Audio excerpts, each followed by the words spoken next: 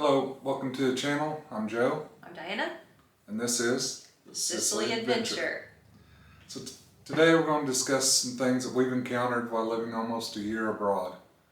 We sold everything we had in the beginning of 2024 and moved to Sicily with 3 suitcases. That was everything we owned. Didn't have any kind of storage or nothing in the U.S. We took all of our keepsakes, pictures, everything with us. As a preface to the video, these are just things that we've experienced, and you may have different experiences. We're not complaining, we're just wanting to let you know if you're wanting to move abroad and help you guys make an easier transition. Yeah, so first we'll give you some recommendations to consider before you move. Stick around, maybe we'll be more specific of things that we've went through, and you can always follow us, like us on Instagram, TikTok, email us at thesicilyadventure@gmail.com, and like and subscribe to the video. Hope you do. Alright, so a little back history of our story. A lot of you probably know, if you're new to the channel, this is what we intended on doing was selling everything, and we was going to live full-time in Sicily because I'm eligible for citizenship through DCM. So we thought, by talking to a lawyer and different things, that a case was getting filed, hopefully beginning of 2024, and we thought maybe November, it would be settled and we'd be full-time living in Sicily. Yep. So that was the plan. And we thought, well, if we have to only be there 90 days, if we have to do that once, we'll get to travel and see other countries we was wanting to see anyway. No big deal. That's gotten kind of turned upside down.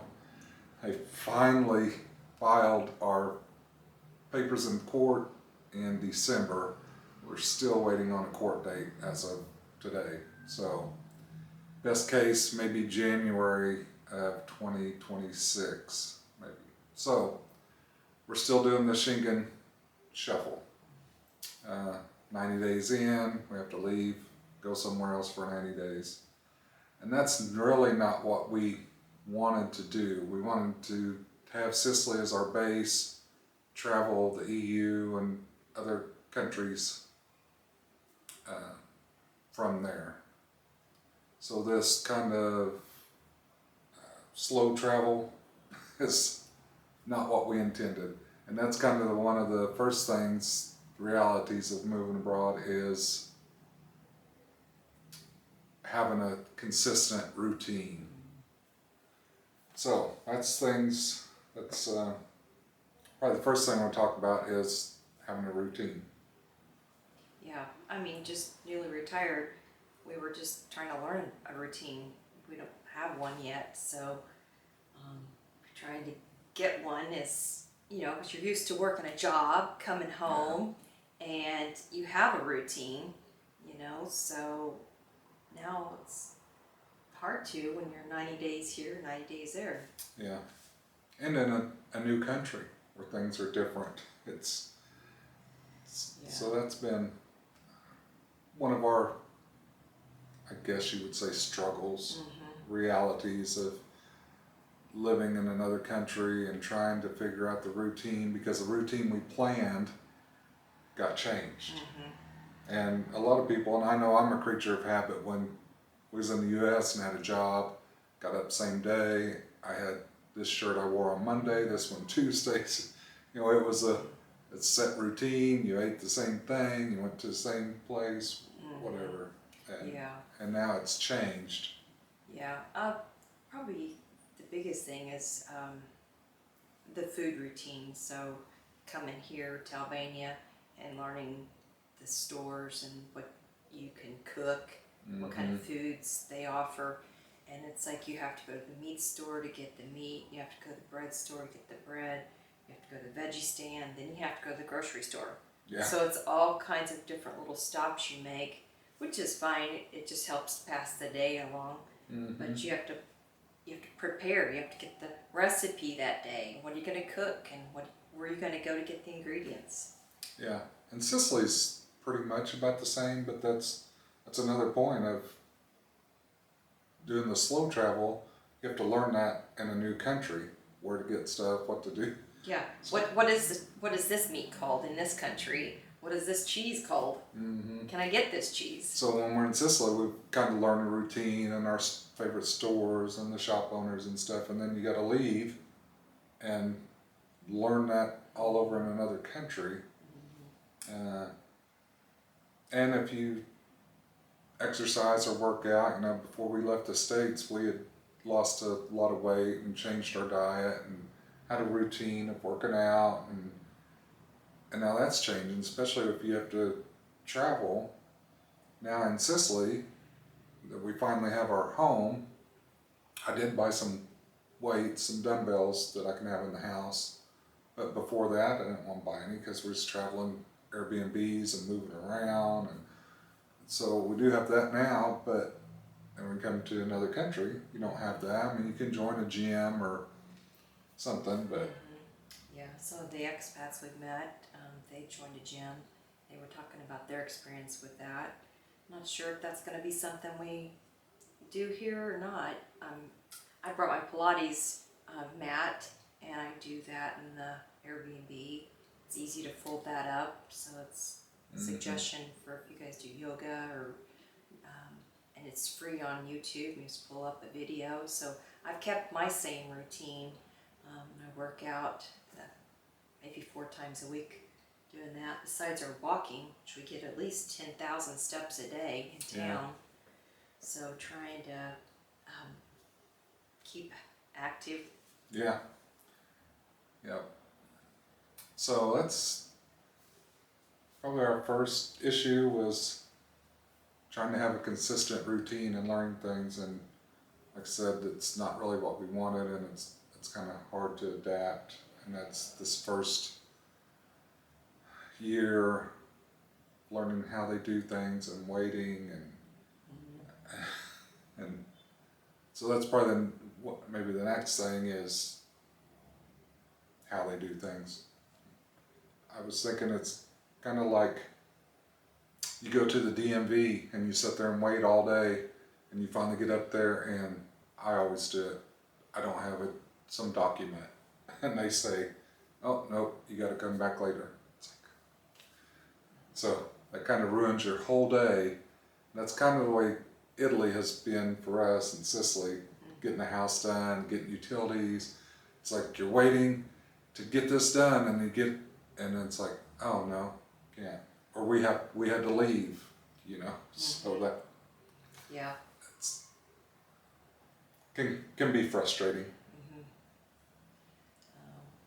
And another thing that we've had to deal with is the language barrier. And using Google on our phone, Duolingo, just learn a few words here in Albania to kind of get us by.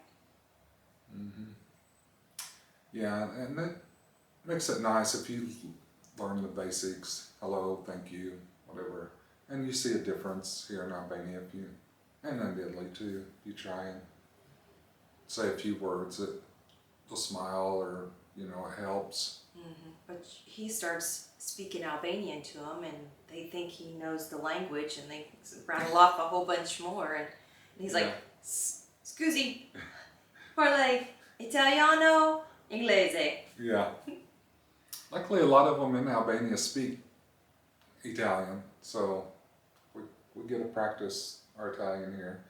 And it's hard enough for us trying to learn a new language. And when we're in Sicily, after a month, it's like, oh yeah, this is starting to click, and then a couple months, and then we have to leave. So, and we're still trying to learn it here, and we don't want to try and learn Albanian too much because we're already confused enough trying to learn Italian. Yeah, we're in our 50s. Our brain function's not that great. Yeah. So one of the other things we've had to learn how to do is get prescriptions. And I know that's a big question for a lot of people.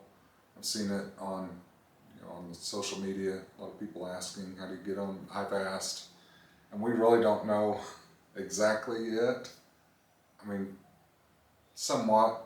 We did go to Albania here to a pharmacy and got her prescriptions. We got, Yeah, I have some pretty common medications, blood pressure meds, thyroid medication, some hormone medication, and you can take your empty bottle in, or you can take, like what I did, was just like a H&P for my doctor's visit, and it listed them, and took it right in there, showed it to her, and they had, I think, 4 of them, and no, nothing else needed. They just looked at my sheet, got the box, and sold them to us. yeah, Didn't ask if it was time or I was due for these medications or how old this piece of paper was. yeah, They don't care.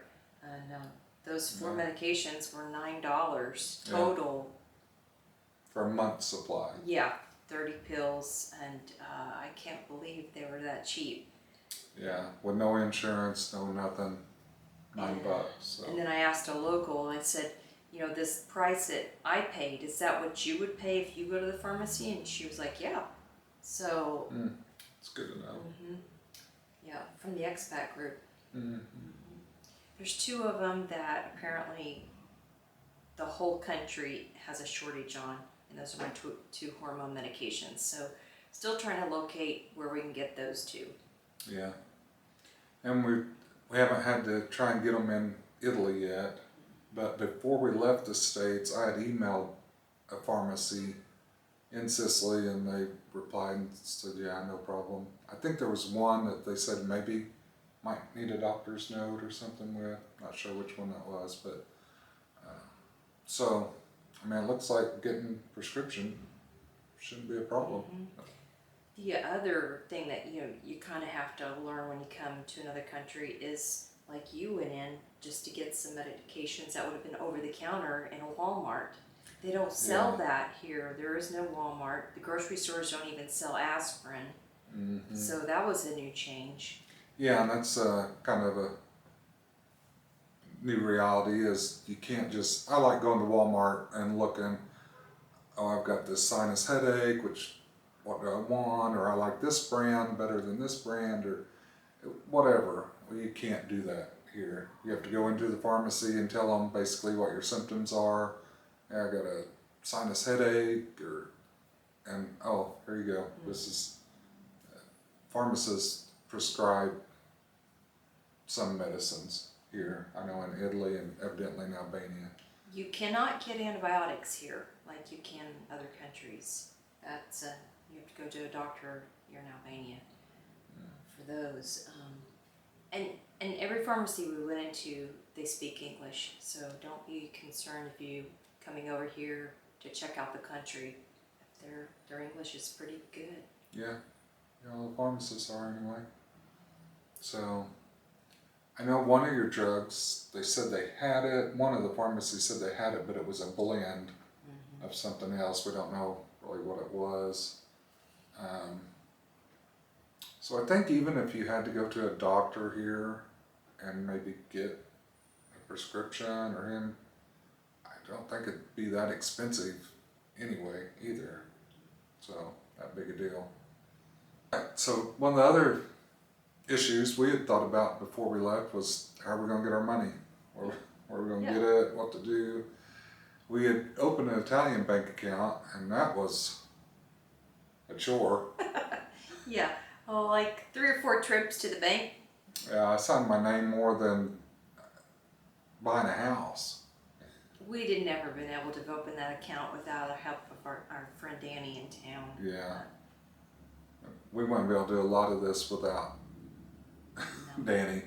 And a few other people that's helped us with other things, but he's the main one that's took us and helped us. And if you're going to move abroad, that's probably if you can find a local or someone, maybe a lot of times your realtor will be a good connection to have. They can help you. But the money, so we have an Italian bank account, and we found the easiest way is just to use, with our American bank, we have Community Bank and Trust. They're not a national chain or nothing, but there's no fee for our ATM cards or nothing. We can just go to an ATM in Italy, and we've done it here in Albania. You know, just get cash out. That's about the easiest way. Most like here, it's a $5 ATM fee. So other than we use a credit card and then just pay for that through our American bank. So that's how we're getting our money, cash anyway. But thing to think about is, because of some recent events, the price of the dollar versus a euro or other currencies. Right now, like the dollar's 96 cents on 1 euro. So we're losing 4 cents for every euro. So that's like $37 per 1,000, which isn't, that's pretty good. But in 2018, the first year we came here, I think it was like 80 cents on the euro. So you're losing 20 cents on the euro. So if you're buying a $100,000 house, that could be $3,700 versus $18,500. So that's a lot of money. So it's kind of something to think about, and I'm kind of worried about to some point, because if the dollar drops, our income drops. And right now, that's what we're living on, is the money that we sold everything, what savings and everything, that money's invested, and we was hoping with simple interest, it'll get us to 62, and then we'll draw Social Security and get our IRAs and some other things. But that's something to consider if you're coming.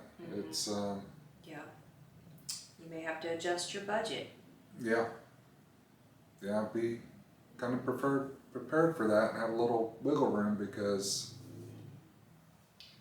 so we kind of tried to keep it under budget, and that's the good thing about Albania, is because it's so cheap to come here, and it's easy to stay under budget. And if any of you are curious what Albania, right now we're living on, we try to do $40 a day, which 30 days in a month, you'd say $1,200 a month. That's food, if we need laundry soap or toilet paper or any household stuff, and then we're paying like $700 a month rent, a little under, because we did a 3-month. So right now we're living on like $1,900 a month, which I think is pretty good. I don't think we can go back to the States and rent a Airbnb and the price of food. So, because we can, if we want to go eat cheap, we can go eat a couple of euros at the Greek place. Both of us get one and share water, and it's $5. Yeah. And then a nice meal out, and we can spend $25. And we're right here in a capital city. So. So if any of you are wondering or want to come here, it's very affordable. It's cheap, good food. I don't think it has, the hormones or preservatives or additives that the United States has. We was just talking about the chicken the other night. It tastes different over here. It's, I think, a better, leaner. It's juicier and it's more tender. We buy a chicken breast, and you can definitely tell it's fresher. It hasn't been frozen. Yeah. And we did see some real fresh chickens a few times, guys that had them, live chickens on the street that you could buy. I don't know if it was to eat or for laying eggs or what, but you could. And also some that had just been killed that morning, and they're laying there in a plastic bag with no head and no feathers, just right there on the street. Yeah. So you can get fresh. Yeah. I'll just buy mine in the grocery store. So another reality of moving across the world is leaving your family, friends, and everyone. Luckily, with this day and age, and it's kind of what we thought before we made the move, we have all the smartphones, and of course we've had Skype for years and stuff. We'd be able to stay connected that way. It's easy, at least to text, or do video chats and get to see them. So of course that's a harsh reality of it, is you're moving away from them. And of course that's not going to be easy, and we didn't do it lightly, and we miss them all every day, and we wish we could video chat them more and talk to them more, but the time difference, they're either working or and try and talk to them on the weekends, the ones that are working during the day, and I think we're trying to make the best of it, and hopefully they call and text us when they think of us and miss us, and I mean that's it's tough. It's not easy leaving your family. Of course, I hope they all know that we love them and miss them. So that's leads into the next reality of moving abroad, is you're together 24/7.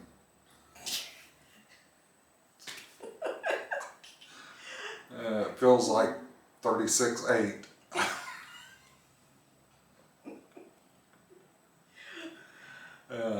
So that's, a lot of people have trouble even after being empty nesters or retirement. You can get divorced. So Yeah, we call it the gray divorce. yeah, so moving abroad and you're in a foreign country and you're all each other has. So you better make sure you're both on the same page. Yeah, definitely. It helps to have the same likes and the same temperament, but if you don't, then one of you goes on a run, one of you reads a book, one of you goes to a museum, or just goes to the other room and turns on Netflix. Yeah, I mean, you need to be okay with letting each other have their space. If they want to go do something on their own, let them. I mean, we don't usually do that. We're usually either on our phone, or she might go do her workout and I'll watch a show or workout or something. But when you're normal life in the States and you have a job, you're apart for 8 or 10 hours, whatever it may be, a day. Or you might have kids there that's kind of a buffer, that's you can talk and you're not just dealing with each other, and you're not going to have that here. We did join an expat group, and they meet up once a week, and yesterday we met up for coffee, and it was kind of nice to have a table full of people to kind of talk to and visit with. He was visiting with this end of the table, and I was visiting with this end, and it was kind of nice. Yeah, and that's what we've always enjoyed in all of our travels since we've been doing it, not that long, since 2018, but is meeting people from other countries. It's always interesting. We love to hear their stories and their travels. Of course, these people in these expat groups have been living abroad for a lot of years, some of them. So they all got some good experience and stories, and different ones from Portugal, Switzerland, the States. Another girl's lived in Spain, and that one couple's from Puerto Rico. So one couple's from Canada, but a lot of variety. It's nice. So once we get in Sicily, the plan was get involved in the community, and hopefully we find some groups or friends that we can each hang out with and have that. But right now with the slow travel, we don't have time to do that other than go in these expat groups once or twice a week. So be prepared for that. Hopefully you're both on the same page. We started talking about me getting citizenship, and oh, we could actually live in Sicily, and it became a dream into more of a reality. I mean, it was as much her dream as it was mine. So we pretty much on the same page, and we don't have much issue, which we was together anyway all the time before we left. So it wasn't a big change for us, but be prepared. That's something to think about and consider if you're considering moving. Yeah, instead of getting a lawyer for your citizenship, you might be getting a lawyer for a divorce. So be careful. Yeah. And if you're thinking that, oh, I'll just go to this country and just join these groups, I don't know. Italy, we've met a lot of great people. They're super friendly, super nice. But to get in their group that they've known each other since grade school might be difficult. You know, I consider a lot of them good friends, but I don't know if we're good friends. I feel like I'm being accepted by the old ladies in the neighborhood. So they're inviting us into their house and having little snacks and coffees, and they hopefully going to teach me how to cook some Sicilian recipes, so that we'll just go a different direction. Yeah. Yep, she can hang out with them and learn how to cook, and I can maybe do some handyman work or something for them. And they help us on our Italian. Yeah, just learning how to adapt, and that's a thing with us moving to Sicily.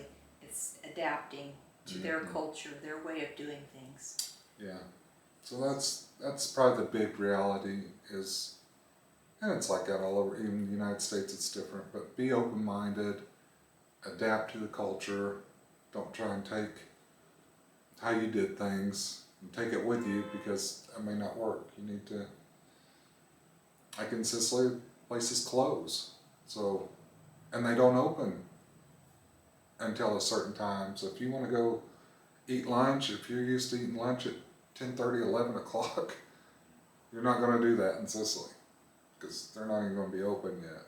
So lunch is 1, 2 o'clock, and then they're going to be closed at 3 or maybe 4. So there's certain times you're going to have to adapt to certain things, like getting the over-the-counter drugs. You got to go to a pharmacy, getting that, just store hours, different things.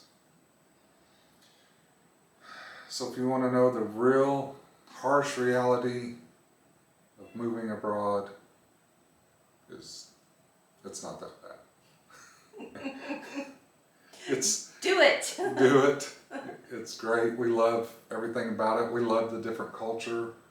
Of course, we like seeing the historic sites and the tourist things, but one thing I like traveling is I like to just be in a town or city and learn how the people live, the culture, what they're like. That's something that's interesting to me. It's people all over the world everyone's different, but everyone's the same. So Life's a journey, so you gotta live each day like it's your last and enjoy it. Yeah. Life's a garden. Dig it. I dig you.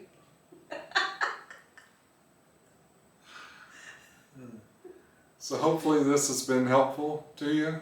Hope you watched it to the end. And we'll see you next time. Bye guys. Like, subscribe.